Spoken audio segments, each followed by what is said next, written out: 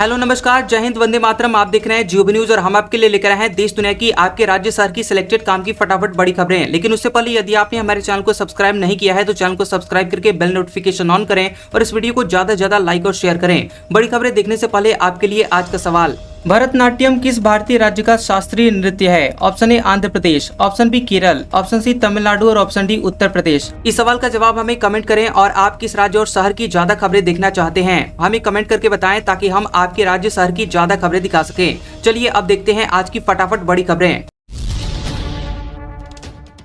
NCERT की किताब में जिन्ना कांग्रेस माउंटबेटन विभाजन के दोषी, कांग्रेस बोली इसे फाड़ देना चाहिए, आरएसएस इतिहास का सबसे बड़ा विलन। बता दें कि एनसीईआरटी की किताब में मोहम्मद अली जिन्ना कांग्रेस पार्टी और लॉर्ड माउंटबेटन को भारत पाकिस्तान बंटवारे का दोषी बताया गया। इसको लेकर कांग्रेस ने आपत्ति जताई। कांग्रेस नेता पवन खेड़ा ने कहा कि हिंदू महासभा और मुस्लिम लीग की जुगलबंदी से बंटवारा हुआ। उन्होंने कहा कि इतिहास का कोई सबसे बड़ा विलन है तो वो आरएसएस है। उन्होंने जो किया पीढ़ियां उसको माफ नहीं करेगी। आरएसएस ने उस वक्त के 25 साल मुखबंदी और जुगलबंदी करते हुए गुजारे। आडवाणी जिन्ना की मजार पर सजदा करने के लिए गए थे। दरअसल एनसीईआरटी ने कक्षा 6 से 8वीं और 9वीं से 12वीं के लिए भारत पाकिस्तान बंटवारे पर 2 नए मॉड्यूल जारी किए हैं। ये सामान्य किताबों से अलग हैं। इसमें लिखा है कि बंटवारे की मांग मोहम्मद अली जिन्ना ने की और कांग्रेस ने इसे मान लिया और लॉर्ड माउंटबेटन ने इसे लागू कर दिया। यह जानकारी विभाजन के दोषी नाम के हिस्से में दी गई है। ट्रंप पुतिन के बीच 3 घंटे बैठक, कोई डील नहीं हुई। दोनों 12 मिनट प्रेस कॉन्फ्रेंस करके रवाना हुए। 18 अगस्त को जेलेंस्की अमेरिका जाएंगे। खबर है कि रूसी राष्ट्रपति व्लादिमीर पुतिन और अमेरिकी राष्ट्रपति डोनाल्ड ट्रंप ने अलास्का में मुलाकात की। उनके बीच यूक्रेन जंग खत्म करने पर करीब 3 घंटे मीटिंग हुई और इसके बाद दोनों नेताओं ने सिर्फ 12 मिनट की ज्वाइंट प्रेस कॉन्फ्रेंस की। इस दौरान उन्होंने पत्रकारों के किसी सवाल का जवाब नहीं दिया। प्रेस कॉन्फ्रेंस के दौरान ट्रंप ने कहा कि मुझे लगता है कि हमारी बैठक बहुत सकारात्मक रही और हमने कई बिंदुओं पर सहमति जताई, लेकिन कोई डील नहीं हुई। कोई समझौता तभी होगा जब वह अंतिम रूप लेगा। ट्रंप ने इस बैठक को 10 में से 10 अंक दिए। वहीं पुतिन ने कहा कि उनके लिए रूस की सुरक्षा सबसे जरूरी है। उन्होंने अगली मीटिंग मॉस्को में करने का सुझाव दिया है। अपनी बात कहने के बाद दोनों नेता मंच से तुरंत चले गए। ट्रंप बोले रूस से तेल लेने वाले देशों पर प्रतिबंध नहीं। भारत पर 25% एक्स्ट्रा टैरिफ से रूस ने एक बड़ा ग्राहक खोया। अमेरिकी राष्ट्रपति डोनाल्ड ट्रंप ने कहा कि वो फिलहाल रूस से तेल खरीदने वाले देशों पर प्रतिबंध लगाने पर विचार नहीं कर रहे हैं। ट्रंप ने कहा कि मुझे इसके यानी टैरिफ के बारे में 2 या 3 हफ्ते में सोचना पड़ सकता है, लेकिन हमें इसके बारे में तुरंत सोचने की जरूरत नहीं है। ट्रंप ने फॉक्स न्यूज के साथ इंटरव्यू में कहा कि भारत के रूसी तेल व्यापार पर 25% एक्स्ट्रा टैरिफ लगने से रूस ने एक बड़ा तेल ग्राहक खो दिया है। चीन पर इसी तरह के टैरिफ रूस के लिए विनाशकारी होंगे। अगर मुझे ऐसा करना पड़ा तो मैं करूंगा, लेकिन शायद मुझे ऐसा करने की जरूरत नहीं होगी। गुरुग्राम की लाइफलाइन बनेगा द्वारका एक्सप्रेसवे और UER2, पीएम मोदी करेंगे उद्घाटन। दोनों प्रोजेक्ट पर 16,716 करोड़ रुपए खर्च। बता दें कि प्रधानमंत्री नरेंद्र मोदी गुरुग्राम से एयरपोर्ट तक बनने देश के पहले 8 लेन अर्बन एलिवेटेड द्वारका एक्सप्रेसवे और अर्बन एक्सटेंशन रोड 2 UER2 का उद्घाटन करेंगे। यह महत्वाकांक्षी परियोजना दिल्ली NCR में ट्रैफिक की भीड़ को कम करने और यात्रियों को इंदिरा गांधी अंतर्राष्ट्रीय हवाई अड्डे तक तेजी से पहुंचाने में मील का पत्थर साबित होगी। वहीं 9,000 करोड़ रुपए की लागत से तैयार द्वारका एक्सप्रेसवे और 7,716 करोड़ रुपए की लागत से निर्मित UER2 न केवल क्षेत्रीय कनेक्टिविटी को बढ़ाएंगे बल्कि गुरुग्राम और दिल्ली के अंदरूनी और बाहरी इलाकों में ट्रैफिक के दबाव को भी कम करेंगे। सासाराम में राहुल गांधी की सभा की जगह बदली गई। डीएम बोले शहर से बाहर लैंडिंग की परमिशन। आरजेडी का आरोप, सरकार के दबाव में प्रशासन।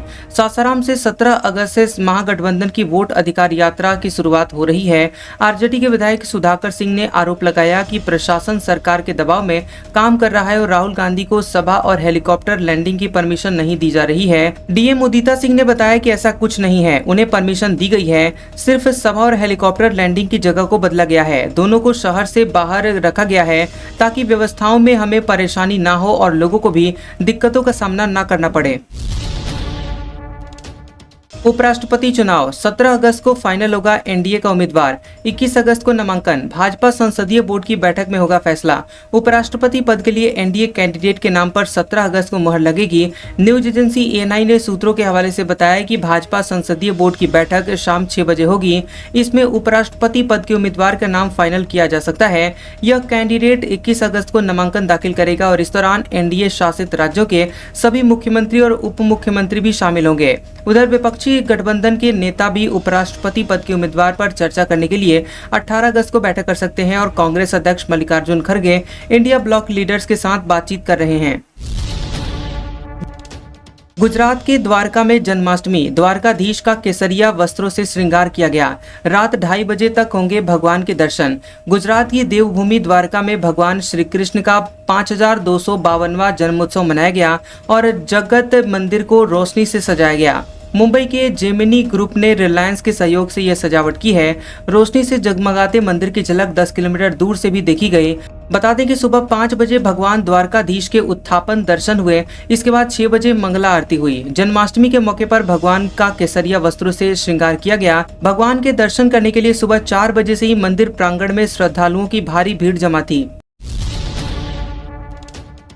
एस्ट्रोनॉट शुभांशु बोले, मुझे भारत पहुंचने की बेसब्री, अमेरिका से रवाना हुए, मोदी से मिलेंगे, 25 अगस्त को लखनऊ आ सकते हैं। खबर है कि लखनऊ के एस्ट्रोनॉट शुभांशु शुक्ला 1 साल बाद भारत आ रहे हैं। वो अमेरिका से रवाना हो चुके हैं और फ्लाइट में चढ़ने के बाद उन्होंने खुद इसकी जानकारी दी है। इंस्टाग्राम पर फोटो शेयर कर लिखा कि यूं ही चल रहा है राही, जीवन गाड़ी है, समय पहिया, मुझे अपने देश पहुंचने की बेसब्री है। द बंगाल फाइल्स के ट्रेलर लॉन्च पर हंगामा, इवेंट रोकने का आरोप। विवेक अग्निहोत्री बोले, कोलकाता में कानून व्यवस्था फेल हो चुकी है। बता दें कि कोलकाता में द बंगाल फाइल्स के ट्रेलर लॉन्च के दौरान हंगामा हो गया। कार्यक्रम एक निजी होटल में रखा गया था। फिल्म के डायरेक्टर विवेक अग्निहोत्री ने आरोप लगाया कि कार्यक्रम में रुकावट डाली गई और ट्रेलर लॉन्च कर दिया गया। हम ट्रेलर ना दिखा पाए, इसके लिए पुलिस आई थी।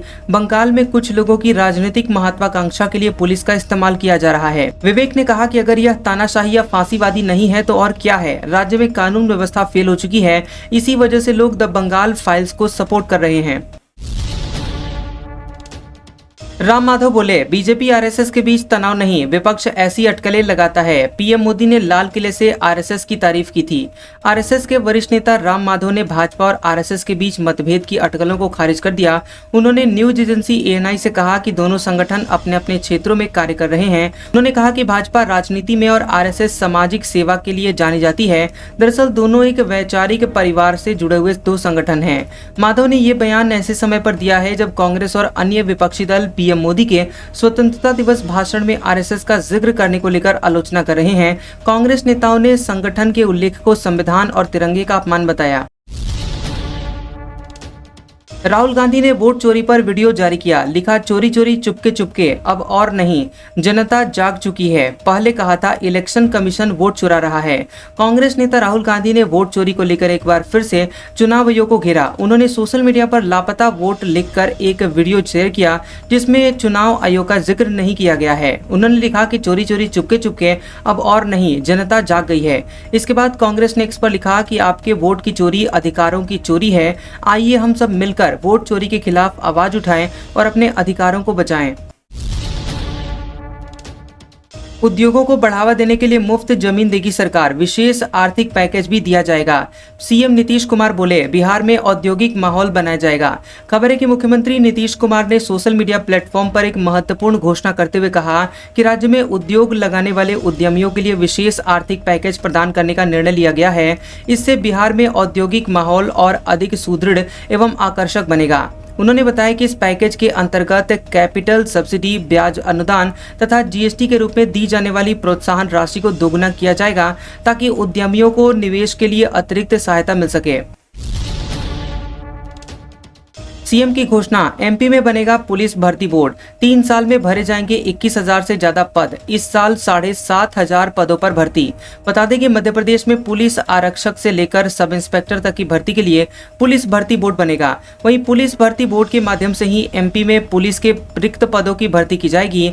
मुख्यमंत्री डॉक्टर मोहन यादव ने यह महत्वपूर्ण घोषणा की है। वे सीएम हाउस में पदक विजेता पुलिस अफसरों, कर्मचारियों और उनके परिजन के सम्मान में आयोजित कार्यक्रम को संबोधित कर रहे थे। पटवारी परीक्षा में मेहंदी लगाकर आने वाले अभ्यर्थियों को देना होगा एफिडेविट, छात्र ने पूछा सवाल। बोर्ड अध्यक्ष बोले, मेहनत की मेहंदी जिंदगी भर चलेगी, बायोमेट्रिक में होगी दिक्कत। राजस्थान में पटवारी परीक्षा में पहले अभ्यर्थियों को मेहंदी नहीं लगाने की हिदायत दी गई है, लेकिन ऐसे में अगर कोई अभ्यर्थी अपने हाथों पर मेहंदी लगाकर भर्ती परीक्षा में शामिल होने के लिए पहुंचेगा तो उसे एफिडेविट देने के बाद ही परीक्षा केंद्र में एंट्री दी जाएगी। 3705 पदों पर पटवारी की परीक्षा 17 अगस्त रविवार को 2 पारियों में हो रही है। सोशल मीडिया के जरिए एक छात्र ने राजस्थान कर्मचारी चयन बोर्ड के अध्यक्ष आलोक राज से पूछा था कि जन्माष्टमी है तो क्या मेहंदी लगाकर पटवारी भर्ती परीक्षा में आ सकते हैं। बता दें कि इसके जवाब में उन्होंने कहा कि नहीं, ये संभव नहीं होगा। मैं सलाह दूंगा कि अगर महिलाएं या फिर हमारी बहनें 17 अगस्त को पटवारी परीक्षा में बैठ रही हैं तो बेहतर होगा कि मेहंदी लगाना अवॉइड करें, क्योंकि मेहंदी से बायोमेट्रिक अटेंडेंस में दिक्कत होगी, जिसके लिए स्टूडेंट को एफिडेविट देना पड़ेगा। आज का सुविचार, उस पल से आपकी जिंदगी बदलनी शुरू हो जाएगी जिस पल से आप दूसरों को बदलने की जिद को छोड़कर खुद को बदलना शुरू कर देंगे। कैसा लगा ये वीडियो हमें कमेंट सेक्शन में जरूर बताएं। वीडियो पसंद आया हो तो वीडियो को लाइक और शेयर करें और ऐसी इंटरेस्टिंग वीडियोस देखने के लिए हमारे चैनल जियोबी न्यूज को सब्सक्राइब करें और बेल आइकॉन को दबाएं। और हमारे ओल्ड और लेटेस्ट वीडियोस देखने के लिए हमारे प्लेलिस्ट और कम्युनिटी टैब को जरूर चेक करें। तो मिलते हैं अगले वीडियो में, तब तक के लिए आपका शुक्रिया।